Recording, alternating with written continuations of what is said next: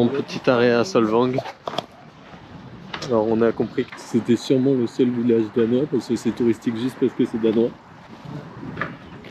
Et puis on va rester je pense une heure. Solvang, c'est la ville la plus proche de notre woofing là, pour les 2 semaines. C'est une petite ville, très touristique comme je viens de le dire. Voilà, il n'y a pas grand chose à voir mais on a une petite heure, on va se connecter avant. Et puis après, retour à la ferme. Retour à la ferme. S'occupe des animaux. Les gens, c'est un couple, donc Francisco et Chris, qui est la femme du coup. Ils sont super accueillants, super gentils. Ils mangent bien, ouais. Bonne quantité. Ouais non franchement ça c'est trop bien. Notre mobil-home est un peu vieillot mais ça va. Et puis de toute façon on a le droit d'utiliser les toilettes à l'intérieur. C'est ça qui est bien. C'est que la douche et les toilettes on peut les utiliser chez eux donc ça c'est nickel. Puis voilà. Tigrel. Il a fait beau tout le long, on sort du bus. Ah ouais. On prend la graine. Ah, et là, ça fait mal hein. Là en plus il va falloir rentrer les animaux. Faut que peut-être pas, hein, ils rentrent tout seuls. Hein. Ouais je sais pas, oui je pense qu'ils sont pas bêtes, hein, ils restent pas sous la graine. Hein. Bon, j'ai pas vlogué depuis un petit moment. Mais du coup, là on est je pense au troisième jour qu'on est ici. Et bah voilà, c'est super. On aide à la ferme, le matin on aide à s'occuper des animaux. Et après là, au bout de à peu près 10 heures, on prend un petit déj. Et après, du coup, on s'occupe, on construit des choses, on fait du boulot pour eux. On a lavé leur maison, là, avant-hier on a lavé l'extérieur de la maison. Aujourd'hui on a construit un toit pour un cochon. Et du coup, voilà, je vais vous faire un petit tour de la propriété. C'est l'heure de mettre les coqs dans leur cage, dans leur petite maison. Donc là je vais attraper lui. Donc là, j'en ai un. On va aller le mettre. Donc là je viens de le mettre dans sa petite cabane. En fait du coup il y en a 3 qu'on leur a donné et qui peuvent pas aller avec les autres parce qu'ils sont trop agressifs. Donc voilà notre camping-car où on dort la nuit. Alors ça c'est Rosita et ça c'est Paco, c'est son petit, il est tout foufou. Il grimpe partout et tout, quand on se met par terre il nous grimpe dessus. Comment Paco hein? Donc là je viens de nourrir Libby et ça c'est Secret. Du coup elles ont leur faim pour le soir. Du coup là on est en train de leur mettre leur blanquette pour qu'ils puissent passer la nuit. Au chaud. Là je viens d'allumer la lumière pour la tortue géante qui du coup va dormir là. Et puis là on vient de mettre de la bouffe là dans le palais des chèvres. Et les voilà. Hop, Rosita, Paco, he's a man. Come on, get up. Ok, good.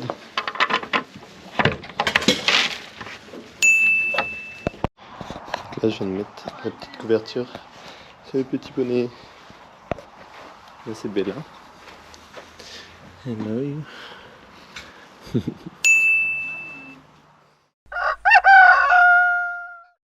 Donc là avec Adrien on vient de créer des barrières là pour du coup le nouvel enclos, un nouvel abri à chèvres. Donc voyons on vient de faire ça. Et la dernière fois on a mis la bâche là au-dessus. Et c'est pas mal. Là on va manger après barbecue avec les amis mexicains de Francisco. Et on va manger hamburger je crois. Et dindon. Et là il y a Mr. T dans Rocky. Et toi? On est en train d'enlever le toit des chèvres.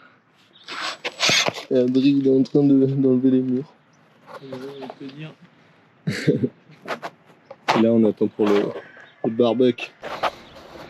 Il fait super chaud.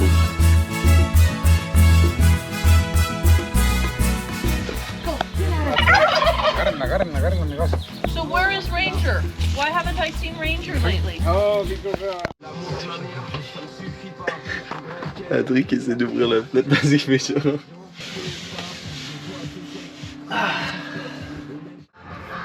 Ok, qui travaillent, il y en a qui dorment.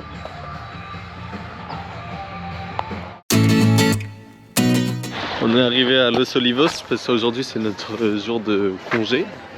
Et bah, comme on peut le voir, bon, en vrai je sais pas si on voit trop. Plein de restos, de bars et tout, en plus des trucs où ils testent du vin. Et c'est full, il y a plein de gens quoi. Alors que... C'est la sortie du dimanche. Ouais c'est ça. Alors que la ville elle doit faire 200 mètres carrés. Non mais en vrai c'est vraiment pas gros. Voilà le centre du village.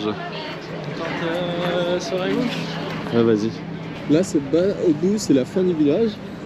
Là-bas au bout c'est la fin du village. Là-bas au bout c'est la fin du village. Et pourtant il y a 20 restaurants. Autant que d'habitants. C'est clair. Hein.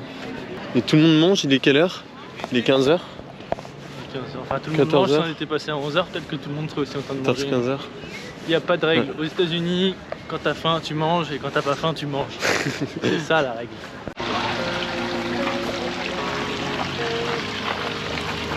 Le tube des cartes frangées. I don't really know what comes next. I'm just doing my best, even though I'm so stressed out. Everything just feels like a test that I fail, so depressed when I can't seem to get out. But something deep inside won't let me quit. C'est le labyrinthe de Los Olivos.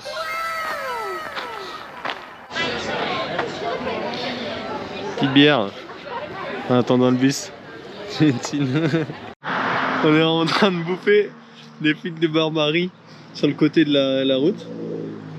Et du coup ma mère m'avait dit que ça foutait plein de picots, je sais pas si on voit. En fait bah du coup j'ai plein de picots sur les mains. Mais c'était une bonne expérience. Ça me pique. Et là on a 40 minutes pour rentrer parce que on n'a pas pensé qu'on était dimanche et qu'en fait il n'y a pas de bus le dimanche. Donc on va rentrer à pied le long de la route. Voilà. Là j'ai des picots sur la lèvre.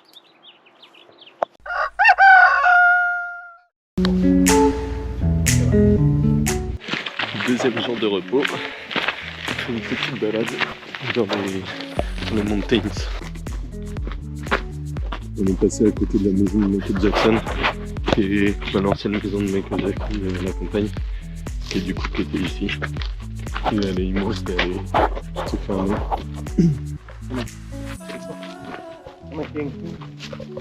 Elle est super excitée.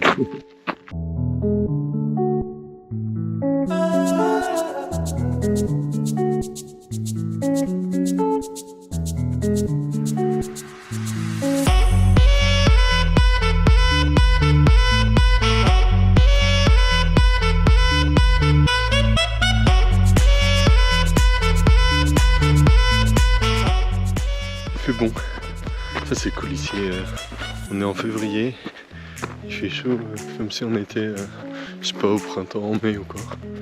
C'est super sympa, je sais pas, je pense qu'on peut venir avec des chevaux et tout. Sur les petits sentiers. On est arrivé en haut là, ça monte bien. Tire sur les mollets. Au moins, ça me prépare pour Pérou, parce que bon... C'est pas qu'on fait pas grand chose, mais on bouge pas beaucoup quand même.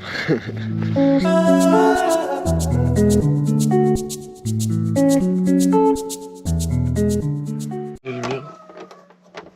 Merde. Oh.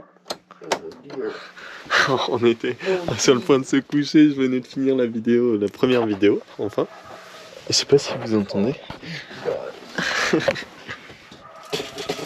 Je vais ouvrir les volets.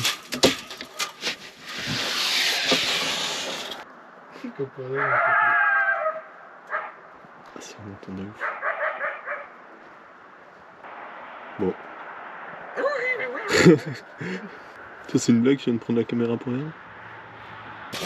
Ouais, c'était des coyotes. Was all the milk she drinks. I'm not surprised. Et chez... Hi, Sasha. Hi. Well, hi. Come here, Flexa. Come here. I got your book. Des affamés. Bon, il fait plus froid aujourd'hui. Là-bas, Adrien a nettoyé l'enclos des oies. Du coup, on va mettre maintenant des copeaux pour leur refaire leur leur petit nid. Et hop là, comme neuf, de la pisse partout, du caca. Même toi tu as envie de dormir ici. Je prends la caméra là parce que on va embouteiller du vin. Ils font leur propre vin, je sais plus si je l'avais déjà dit. Mais du coup ils font leur propre vin là-bas là. Ils ont des vignes. Ils font, je sais pas, ils ont quoi? Ils ont 4 rangées de vignes à peu près. Et ils font 300 bouteilles par an. Je trouve ça énorme. Je vais essayer de filmer un peu ça. Nouveau bonnet. Ils nous ont offert des bonnets pour être comme eux quoi. Ils ont tout le temps un bonnet. Francisco il a tout le temps un bonnet. Du coup c'est super sympa de leur part. Et Adri il dit, parce que là il fait un peu froid donc c'est pour ça je pense aussi qu'ils nous l'ont offert. Et Adri il dit, pour peu qu'il fasse un peu chaud on va avoir des nouvelles casquettes. Donc voilà, là on va le faire. Donc c'est leur garage. Et c'est là où ils embouteillent le vin. Donc là c'est leur garage. Ils ont les tonneaux. Et puis ça je pense que ça va être pour embouteiller les bonnes bouteilles. Chevalier de la table ronde, goûtons voir si le vin est bon. Chevalier de la table ronde, goûtons voir si le vin... Alors on me dit à l'oreillette qu'un épisode inédit de It's Not Sorcier est sorti pour l'occasion. On se regarde ça de suite.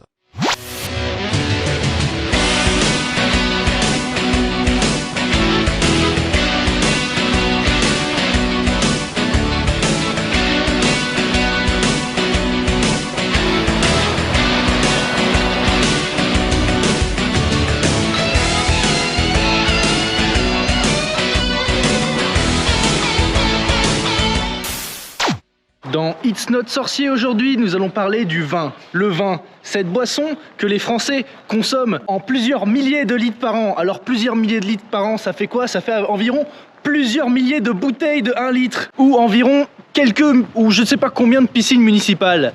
Mais bon, j'ai pas calculé. En route Jamy, pas de temps à perdre. Direction les vignes pour voir comment faire pousser du raisin. Ils vont dans ce qu'on appelle une ferme ou une exploitation agricole. Alors accrochez-vous bien les enfants, tenez bien votre paquet de chips et nous allons entrer dans des vignes. Juste là derrière moi, ce sont des vignes. Alors les vignes les enfants, c'est un petit peu comme la salade qu'il y a dans les hamburgers, sauf que c'est pour du raisin. Et si on se rapproche, on peut voir que ça ressemble à un petit arbre. Alors, comment est-ce qu'on fabrique du vin, les enfants? C'est très simple. Tout d'abord, le raisin doit être déposé dans une cuve comme celle-ci. Et ensuite, on va macérer le raisin jusqu'à obtenir quelque chose comme ceci. On le laisse ensuite bien reposer et ensuite on peut déguster notre vin. Eh ben, nous sommes ici dans ce qu'on appelle la cave. Alors Dimitri, qu'est-ce que c'est une cave? Eh bien une cave, c'est cet endroit où on va laisser le vin pendant plusieurs années dans des tonneaux. Et ces tonneaux, à quoi servent-ils? Eh bien à faire la fermentation. La fermentation, qu'est-ce que c'est? Je ne sais pas très bien. Et puis au final, on s'en fiche, puisque le principal avec le vin, c'est de le goûter.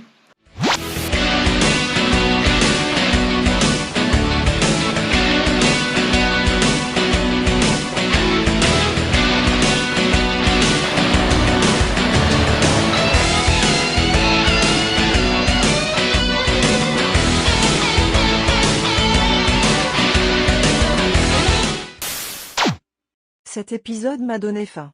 Il est temps de faire la seule recette que nos chers experts français connaissent par cœur, les crêpes. Merci papa. Sur ce, nous allons manger, c'est la fin de la partie 1 de cette épopée à la ferme. On me dit cependant à l'oreillette que la suite est disponible et qu'il y aurait même un épisode de votre série préférée, Cauchemar à la ferme.